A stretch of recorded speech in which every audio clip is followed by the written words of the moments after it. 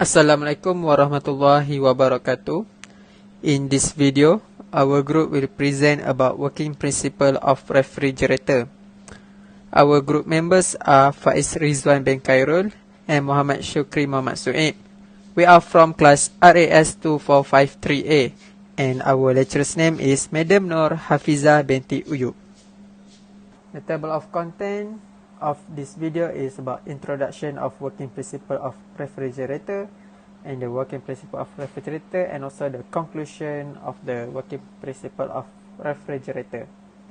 A refrigerator is a device that works to transfer the heat from low temperature to a high temperature environment, which is the outside of the refrigerator. It is invented in order to help preserve foods and other things that require a maintained low temperature environment. A refrigerator has a lot of components, and one of its main components are compressor, condenser, and evaporator.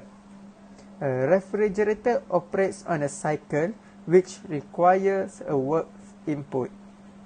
Thank you, Faiz, for the nice introduction and the neat briefing of the table of content. Assalamualaikum warahmatullahi wabarakatuh. My name is Muhammad Shukri, and before we proceed to the working principle of refrigerator, let us get to know the law that are applied in this working principle of refrigerator. So the law that are mentioned is the second law of thermodynamics. So what is the second law of thermodynamics? Basically, it is a fundamental principle in the field of thermodynamics that deals with the direction and quality of energy transfer. It is essential in understanding that the behavior of energy and its transformation in various systems.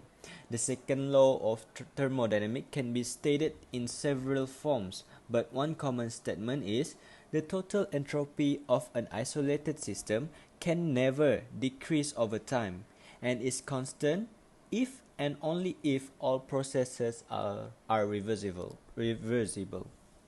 So basically, in this refrigerator, the heat transfer of heat from high temperature to cold temperature, where the refrigerator works from cold to hot temperature by imputing work, and it is cool the inside area, whereas it transfer hot heat to surrounding.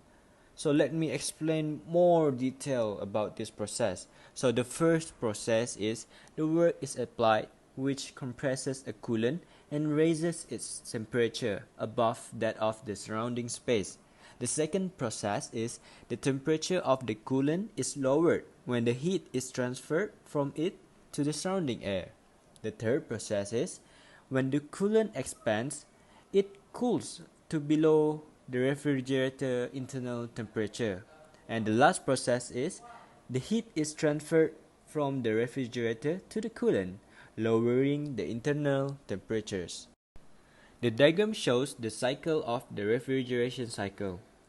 So let us start with the first one, which is the compressor.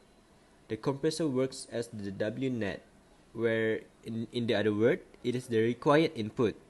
So basically, the compressor works as to compress the vapor refrigerant inside the chamber, and it also works to as a refrigerant heat up. So let us move to the second one, which is the condenser. It works as the QC or QH. The condenser absorbs the heat from the vapor refrigerant, and it completely converts into liquid. So now let us move to the expansion valve. In expansion valve, the refrigerant is expanded and the pressure decreases, whereas the temperature falls. Next, it is turned into low pressure, low temperature liquid vapor mixture refrigerant. So we move on to the last one, which is the evaporator. The evaporator works as the QE or a QL, which is the desired output. So in the evaporator, it enters the coils and absorbs all heat from surrounding region, and it fully vapor refrigerant, and it is evaporated region and to become cold. In conclusion, the refrigerators works by causing the refrigerants circulating inside them to change from a liquid into a gas. The cold temperature helps to keep the food fresh for a long time. Refrigerants absorb heat from the food item, which is that refrigeration slows down the activity of bacteria present in the food so that the bacteria take time to spoil the food. A refrigerator works on the principal's second law of thermodynamics, which is the heat transfer from a high temperature to the cold temperature. So, that's all from us. Thank you very much.